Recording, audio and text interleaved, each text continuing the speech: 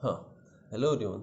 इस वीडियो में हम बात करेंगे हेलो अरीन्स की या एराइल हैलाइड की। पिछली वीडियो में हमने बात की थी हेलो एल्केन्स की या एल्काइल हैलाइड की बात की थी। उसमें हमने बात कर ली उसकी मेथड ऑफ प्रिपरेशन की, फिजिकल प्रॉपर्टीज़ की और केमिकल प्रॉपर्टीज़ की। और हमने बात की वहाँ SN1 मैकेनिज्म की और SN2 मैकेनिज्म की, क्या क्या होते हैं। तो आज हम स्टार्ट करेंगे हेलो अरीन्स। देखो, हेलो अरीन्स या एल्काइल हैलाइड होते क्या हैं उनकी बात करते हैं, एराइल हैलाइड होते हैं क्या हैं उनकी बात करते हैं। देखो, मैंने इसमें लिख रखा है aryl halides are the aromatic halogen compound in which the halogen is directly attached to an aromatic ring। aryl halide वो होंगे जिससे हेलोजन अटैच होगा कहाँ, डायरेक्टली एरोमेटिक रिंग से। जैसे कि हमारे पास एरोमेटिक रिंग है, बेंजीन है, इससे अटैच है हेलोजन, तो क्लोरोबेंजीन हो जाएगा, इससे अटैच है तो ये भी हमारे पास हेलो क्या हो जाएगा, हेलो अरेंज हो जाएगा। और ये भी हमारे पास क्या है, हेलो अरेंज। ये इसके रिस्पेक्ट में ऑर्थो पोजीशन पे ये कहाँ है, बेटा है। बस जो पोजीशन है किसकी, हेलोजन की, वो डिफरेंट है। ठीक है भाई। अब बात करते हैं हम method of preparation, nuclear halogenation की बात करते हैं। मेथड ऑफ प्रिपरेशन में पहला मेथड है हमारे पास न्यूक्लियर हेलोजिनेशन। देखो भाई, होता क्या है न्यूक्लियर हेलोजिनेशन का मतलब कि जो एरोमेटिक रिंग है ना, उससे जाके जुड़ना किसी भी हेलोजन का, जो एरोमेटिक रिंग है उससे जाके जुड़ना किसी भी हेलोजन का। तो उसको हम जोड़ने के लिए हम यूज में क्या क्या लेते हैं वो देखो।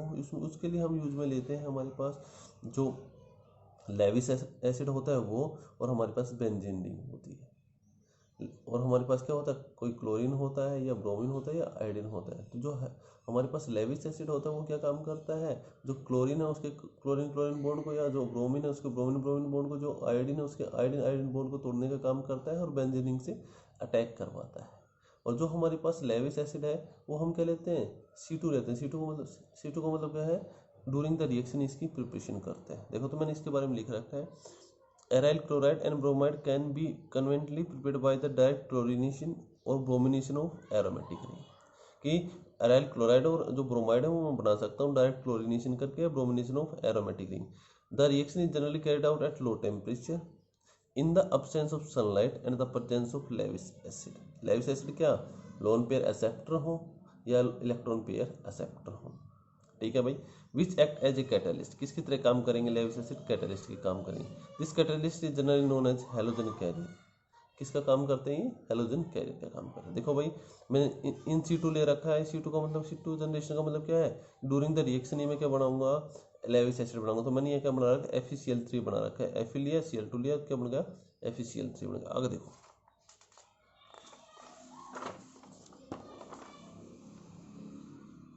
यहाँ देखो भाई, Cl2 है, FeCl3 क्या करेगा, क्लोरीन क्लोरीन बॉन्ड को तोड़ने का काम करेगा।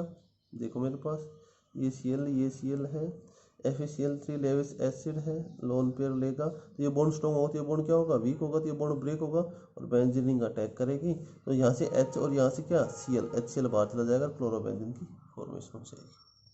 सिंपल सा है ना भाई। आगे देखो, अगर मेरे पास पहले से एक क्लोरोबेंजीन है तो मुझे पता है इस क्लोरोबेंजीन का क्या, कौन सा इन्फ्लुएंस लगता है, कौन सा ऑर्थो और पैरा डायरेक्टिव है, ये ऑर्थो और पैरा डायरेक्टिव है। दूसरा जो क्लोरीन जुड़ेगा, एक्सेस में लूंगा क्लोरीन, तो एक क्लोरीन यहाँ आएगा, एक क्लोरीन कहाँ का, यहाँ। तो एक तो ऑर्थो पे आ गया और एक कहाँ आ गया, पैरा पे आ गया।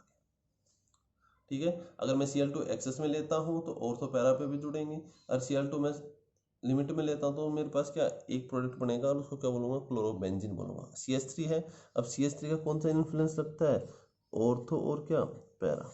ऑर्थो और पैरा लगता है तो ब्रोमीन कहाँ जाएगा, ऑर्थो पे जाएगा और कहाँ, पैरा पे। तो ऑर्थो पे गया ब्रोमीन और कहाँ गया, पैरा पे गया। और HBr कहाँ गया, बाहर गया। अरे ऐसे गया HBr बाहर। देखो ये है मेरे पास, प्लस क्या, Cl और इससे जो बॉन्ड बना रखा है किसने, FeCl3 ने, अटैक करेगा, Cl बाहर। हाँ, तो मेरे पास देखो ये बनेगा, अटैक किया था यहाँ पॉजिटिव चार्ज, यहाँ Cl जुड़ गया। हाँ भाई, ये अब बेंजीन ने अपने एरोमेटिक करेक्टर लूज कर दिए ना, तो ये H प्लस क्या करेगा, अपने एरोमेट H प्लस अपने इलेक्ट्रॉन देके निकलेगा ना, तो मेरे पास बेंजीन रिंग बनेगी। तो ये H प्लस तो यहाँ से निकला और मेरे पास Cl नेगेटिव यहाँ से, तो HCl भी तो बाहर जाएगा। ठीक है भाई, ध्यान रखना इसका। सीधी सी बात है भाई, एक Cl जुड़ेगा, एक HCl बाहर जाएगा in the presence of Lewis acid. अब बात करते हैं लिमिटेशन ऑफ न्यूक्लियर हेलोजिनेशन। क्या होता है लिमिटेशन, देखो भाई, in many cases nuclear halogenation yields mixture of क्या, आइसोमरिक एराइल हैलाइड सच एज क्या, ऑर्थो एंड पैरा आइसोमर्स। कह रहा है कि जब मैं न्यूक्लियर हेलोजिनेशन करता हूँ तो मेरे पास देखो यहाँ ऑर्थो और पैरा आइसोमर्स भी मिल रहे हैं। तो यही कह रहा है, यील्ड मिक्सचर ऑफ क्या आइसोमरिक एराइल हैलाइड सच एज क्या ऑर्थो और पैरा आइसोमर्स विच में नॉट बी इजिली सेपरेटेड। इन दोनों को हम इजिली क्या नहीं कर सकते, सेपरेट नहीं कर सकते। ठीक है भाई, पहला तो ये लिमिटेशन होगा। दूसरा देखो, it is not always possible to prepare aryl halides with क्या स्पेसिफिक ओरिएंटेशन ऑफ सब्स्टिट्यूएंट। ये कह रहा है कि हम एराइल हैलाइड नहीं बना सकते विद क्या specific orientation of substituent. For instance metabromotoluene can not be prepared by the direct bromination of toluene. ये कह रहा है कि जैसे मेरे पास टोलुइन है, टोलुइन से हम क्या नहीं बना सकते, मेटाब्रोमोटोलुइन नहीं बना सकते। उसका रीजन क्या है कि जो टोलिन है उसका क्या लगता है, ऑर्थो पैरा इन्फ्लुएंस लगता है। तो जो बी आर जुड़ेगा या सी एल जुड़ेगा वो कहाँ जुड़ेगा, ऑर्थो पैरा जुड़ेगा, लेकिन मेटा में तो नहीं जुड़ेगा ना, है ना। तो मुझे पता है जो ऑर्थो पैरा जुड़ा तो मेरे पास मेटाब्रोमोटोलिन नहीं बना सकता मैं। ठीक है भाई, ये कह रखा है अगर मेरे पास कोई भी स्पेसिफिक सब्स्टिट्यूएंट या स्पेसिफिक कुछ भी है तो उससे हम प्रॉपर ओरिएंटेशन से कुछ भी नहीं बना सकते। ठीक है, अगर मेरे पास डायरेक्ट इन्फ्लुएंस क्या है ऑर्थो पैरा की, तो ऑर्थो पैरा ही बनेगा, और डायरेक्ट इन्फ्लुएंस क्या है मेटा की है तो मेटा ही बनेगा, है ना। जैसे मेरे पास CH3 की क्या डायरेक्ट इन्फ्लुएंस है ऑर्थो पैरा की, तो ऑर्थो पैरा बना सकते हैं लेकिन मेटा नहीं बना सकते। ये इस पॉइंट में कहा गया है। ठीक है भाई, तो ये लिमिटेशन थी। अब बात करते हैं from diazonium salt. Second method of preparation की पहला क्या न्यूक्लियर हेलोजिनेशन, दूसरा है from diazonium salt. Diazonium salt में अगर मैं CuCl HCl लूँगा, क्यूप्रस क्लोराइड दूंगा, CuBr लूँगा, क्यूप्रस ब्रोमाइड लूँगा और HBr लूँगा तो मेरे पास सैंड में रिएक्शन होगी। और CO पाउडर लूँगा तो मेरे पास क्या होगी, कौन सी रिएक्शन होगी, गाटरमान रिएक्शन होगी। देखो भाई कुछ नहीं है, Cl इसको रिप्लेस करेगा तो N2 बाहर जाएगा और एक क्या बाहर जाएगा, HCl तो है ही, तो एक N2 बाहर जाएगा, Cl रिप्लेस कर देगा इसको। Cl माइनस अटैक करेगा ना तो N2 बाहर, यहाँ भी Br माइनस अटैक करेगा, यहाँ N2 बाहर, तो Br N2 और CuCl बाहर चला जाएगा। ठीक है भाई, कर लोगे। तो ये तो हमारे पास क्या था, सैंड में रिएक्शन। अगर मैं बात करूँ गाटरमान रिएक्शन की, तो गाटरमान रिएक्शन में क्या है, CO पाउडर लूँगा, यहाँ के लिए मैंने CuCl HCl या CuBr HBr, तो यहाँ के लूँगा CO पाउडर लूँगा। देखो Br अटैक करेगा बाहर, तो Br N2 और HCl बाहर। अब हमारे पास डाइजोनियम साल्ट आया कहाँ से, तो ये रिएक्शन होती है डाइजोनियम साल्ट की। पहले तो मैं क्या बनाता हूँ, NaNO2 प्लस HCl से क्या HNO2 बनाता हूँ और फिर प्लस क्या NaCl। ये HNO2 क्या करता है, ऑक्सीडेशन करता है किसका, एनिलीन्स का। तो एनिलीन के साथ मैंने क्या रिएक्शन करी, HNO2 की प्लस क्या HCl की, तो मेरे पास क्या यहाँ से वाटर मॉलिक्यूल बाहर जाएगा, किसकी फॉर्मेशन हो जाएगी, डाइजोनियम साल्ट की फॉर्मेशन हो जाएगी। तो याद रखना है हमेशा, प्रिपरेशन ऑफ डाइजोनियम साल्ट हमेशा याद रखना है। और अगर देखो मैं डाइजोनियम साल्ट के साथ क्या लेता हूँ, KI लेता हूँ, N2 प्लस और Cl नेगेटिव। अगर मैं प्लस KI लेता हूँ तो यहाँ अपने आप ही रिएक्शन होगी और किसकी फॉर्मेशन हो जाएगी, आयोडोबेंजीन की, प्लस बाहर क्या चला जाएगा N2। यहाँ कोई पाउडर वगैरह लेने की जरूरत नहीं। ठीक है भाई, वार्म करने से ही रिएक्शन हो जाएगी, ध्यान रखना, ये भी हो सकता है। अब देखो आगे बात करते हैं, एक रिएक्शन और बची है बाल्सीमान रिएक्शन।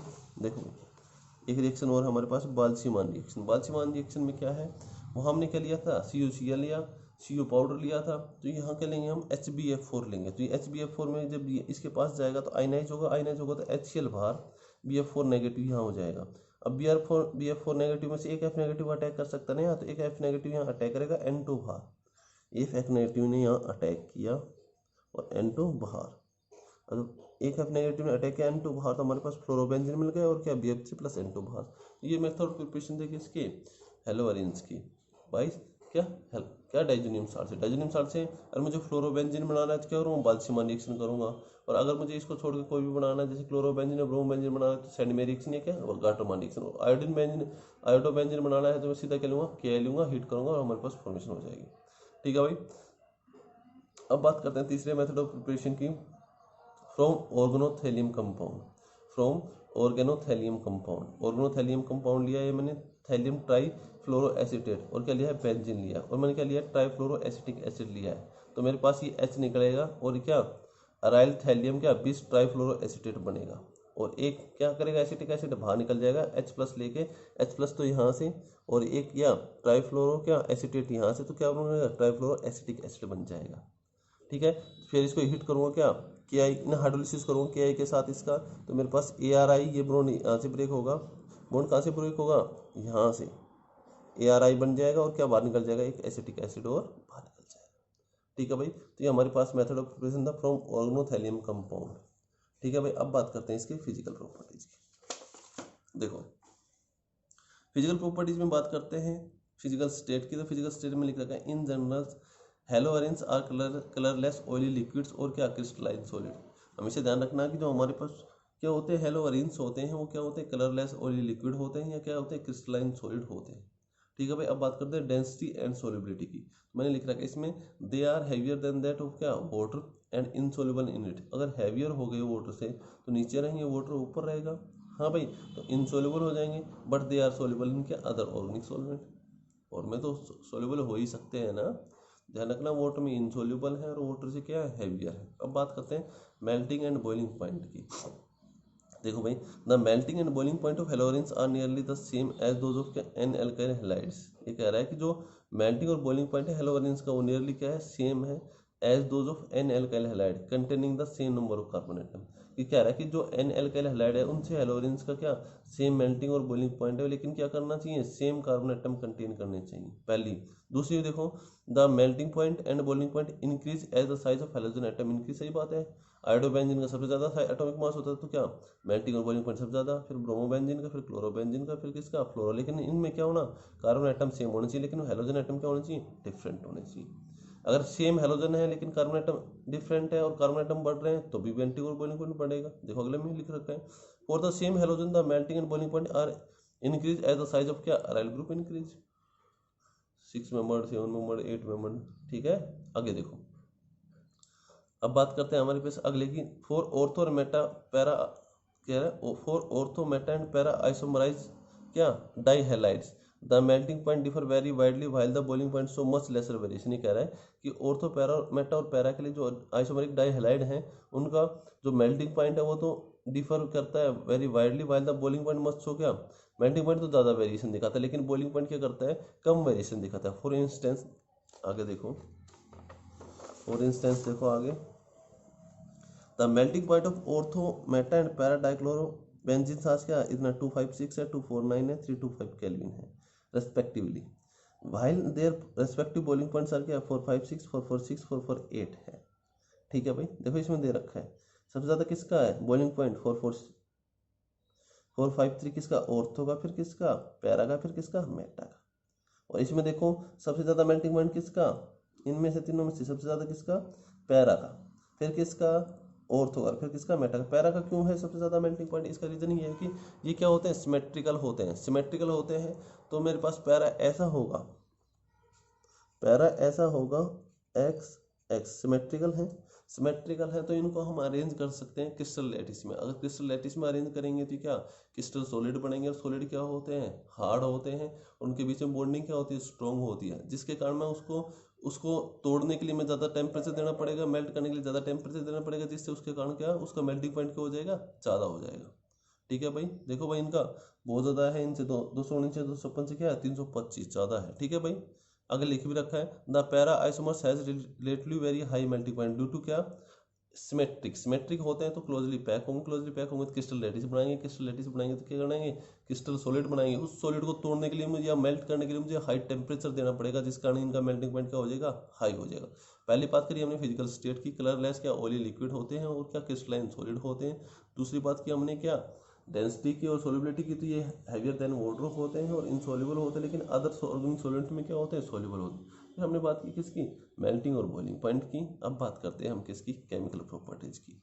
और केमिकल प्रॉपर्टीज में बात करेंगे न्यूक्लियोफिलिक एरोमेटिक सब्स्टिट्यूशन। किसकी बात करेंगे, न्यूक्लियोफिलिक एरोमेटिक सब्स्टिट्यूशन। वही है जैसे वहाँ था, देखो मुझे पता है कार्बन क्लोरीन इलेक्ट्रोनेगेटिविटी किसकी ज़्यादा, क्लोरीन की, तो क्लोरीन पे क्या पार्शियल नेगेटिव और इस पे कार्बन पे क्या पार्शियल पॉजिटिव। देखो पार्शियल नेगेटिव यहाँ, पार्शियल पॉजिटिव यहाँ, तो जो OH माइनस है वो अटैक कहाँ करेगा, यहाँ। ठीक, और क्लोरीन क्या करेगा, बाहर करेगा, ये बनेगा, ये हो जाएगा। लेकिन इसको बोलते क्या है, देखो ध्यान रखना। अब मैंने यहाँ वहाँ मैं कोई भी टेम्परेचर नहीं ले रहा जब एलिफेटिक की बात कर रहा था, लेकिन यहाँ मैंने टेम्परेचर भी लिया, प्रेशर भी लिया। उसका रीजन है क्योंकि क्लोरीन के पास क्या होते हैं, लोन पेयर किस में प्रेजेंट है, रेजोनेंस में। तो मान लें मेरे पास एक से तो ज़्यादा डबल बॉन्ड है, इसको बोलते हैं पार्शियल डबल बॉन्ड करेक्टर। तो इस पार्शियल डबल बॉन्ड करेक्टर को तोड़ने के लिए मुझे हाई टेम्परेचर देना पड़ेगा और हाई क्या प्रेशर देना पड़ेगा, जिसके कारण मेरे पास OH बनेगा और NaCl क्या करेगा, बाहर जाएगा। इसको बोलते हैं डव प्रोसेस। क्या बोलते हैं, डव प्रोसेस। ठीक है भाई, ऐसे क्या रिप्लेसमेंट भाई क्या अमीनो ग्रुप, क्लोरोबेंजीन लूंगा, अमोनिया लूंगा, क्या लूंगा, Q+ ऑक्साइड लूंगा, तो मेरे पास अमोनिया अटैक करेगा, बाहर जाएगा, तो एक HCl बाहर जाएगा, हाँ भाई, HCl बाहर गया, NH2 बनकर कितने मोल बनेंगे NH2 के? 2, और 2 क्या बाहर जाएंगे? CuCl, और एक क्या बाहर जाएगा? वाटर बाहर जाएगा।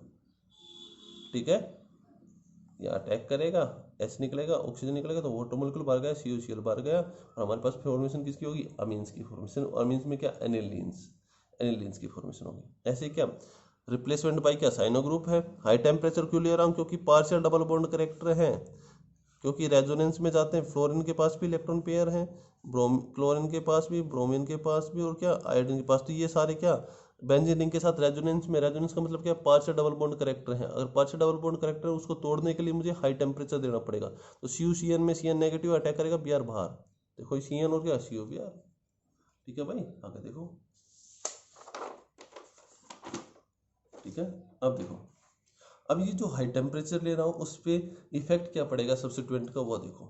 तो मैंने लिख रखा है effect of substituent on reactivity of क्या? Aryl halide towards nucleophilic substitution reaction. ये क्या इफेक्ट पड़ेगा? अगर मैं नॉर्मल केस लेता, नॉर्मल केस का मतलब क्या है? क्लोरीन लेता और इसके साथ NaOH लेता, तो मैंने टेम्परेचर लिया था 673, ध्यान है। लेकिन अगर मैं एक इलेक्ट्रॉन विड्रॉइंग ग्रुप लगा दूं, एक इलेक्ट्रॉन विड्रॉइंग ग्रुप का मतलब क्या है कि यहाँ मेरे पास ये इलेक्ट्रॉन विड्रॉइंग ग्रुप का काम क्या? इलेक्ट्रॉन खींचेगा। NO2 क्या? एक इलेक्ट्रॉन विड्रॉइंग ग्रुप है, तो इलेक्ट्रॉन खींचेगा कहाँ से? ऑर्थो से, और कहाँ? पैरा से। जब पैरा से इलेक्ट्रॉन खींचेगा तो यहाँ पार्शियल पॉजिटिव चार्ज ज़्यादा हो जाएगा ना। कुछ तो इलेक्ट्रॉन एक्टिविटी के कारण था, कुछ इलेक्ट्रॉन NO2 खींच रहा है, तो पार्शियल पॉजिटिव चार्ज क्या हो जाएगा? बहुत ज़्यादा हो जाएगा। तो जो NaOH में जो OH माइनस से जल्दी अटैक करेगा, इसको बाहर करेगा। ठीक है, तो कम टेम्परेचर 623 एक NO2 के लिए। 2 NO2 लगाऊं तो और कम टेम्परेचर 603 केल्विन। अब देख इसके रेस्पेक्ट में ये क्या? ऑर्थो पे तो खींचेगा, और इसके रेस्पेक्ट में क्या? पैरा पे। तो ऑर्थो पैरा से खींचते हैं NO2, -R लगाते हैं जब, तो देखो यहाँ और पॉजिटिव चार्ज ज़्यादा बढ़ेगा, तो OH माइनस अटैक करेगा, Cl को बाहर करेगा। अब देखो ये बना, और मैं क्या करूँगा? एक NO2 और लगा दूंगा, तो बस सिर्फ हीट करने से क्या बन जाएगी? मेरे पास रिएक्शन हो जाएगी। अब देखो भाई, इसके रेस्पेक्ट में ये ऑर्थो, ये ऑर्थो नहीं, इसके रेस्पेक्ट में ये पैरा, ये ऑर्थो, तो ये और ज़्यादा पॉजिटिव चार्ज बढ़ाएंगे या कार्बन पे, तो इस कार्बन पे OH माइनस क्या करे? वाटर क्या करेगा? वाटर ये अटैक करेगा, इजिली निकल जाएगा। तो हमारे पास क्या बन जाएगा? इसको बोलते हैं क्या? पिक्रिक एसिड बोलते हैं। ठीक है भाई, तो हमेशा ध्यान रखना, जब भी मैं क्या करूँगा, हेलो ऑरेंज के साथ इलेक्ट्रॉन विड्रॉइंग ग्रुप लगाऊंगा, तो मेरे पास जो रिएक्शन है रेट की, वो बढ़ेगी जब जब मैं इलेक्ट्रॉन विड्रॉइंग ग्रुप को क्या करूँगा? बढ़ाऊंगा। अब बात करते हैं effect of electron releasing substituent. अब इलेक्ट्रॉन रिलीजिंग सब्स्टिट्यूएंट तो यहाँ नेगेटिव चार्ज करेंगे, और तो पैरा पे लगेगा -R, तो -R क्या? NH2 का, OH का, OR का, और R का क्या लगता है? अल्काइल भी, +I -I भी लगता है, +H -H भी लगता है। तो ये क्या करेंगे? जो मेरे पास Cl जो Cl है उसके रेस्पेक्ट में मान ले पैरा पोजीशन पे हुए, तो वो क्या करेंगे? पैरा पोजीशन पे क्या करेंगे? Cl के रेस्पेक्ट में वो करेंगे एक नेगेटिव चार्ज बढ़ाएंगे, और OH पे भी कैसा? न्यूक्लियोफाइल पे भी कैसा? Negative charge. तो नेगेटिव नेगेटिव क्या करेंगे? रिपेल करेंगे, तो जो उनकी डीएक्टिवेट करेंगे एराइल हैलाइड को। देखो मैंने लिख भी रखा है, electron releasing group such as क्या? NH2 OH OR R further deactivate the aryl halide towards nucleophilic substitution reaction. वो अगर इलेक्ट्रॉन विड्रॉइंग ग्रुप बढ़ा रहे हैं तो ये क्या करेंगे? इलेक्ट्रॉन रिलीजिंग ग्रुप घटाएंगे। अब बात करते हैं electrophilic aromatic substitution.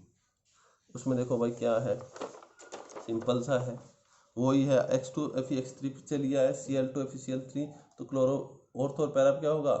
Ortho para halogenation होगा। तो देखो यहाँ इस पे, इसके रेस्पेक्ट में ऑर्थो पे जाएगा, और इसके रेस्पेक्ट में पैरा पे जाएगा। अगर मैं HNO3 H2SO4 लूंगा, तो मुझे पता है इसका डायरेक्ट इन्फ्लुएंस क्या है? X का। ऑर्थो और पैरा है ना, तो नाइट्रेशन कहाँ होगा? ऑर्थो और पैरा पे होगा। अगर मैं सल्फ्यूरिक एसिड लूंगा H2SO4, SO3 कहाँ से आया?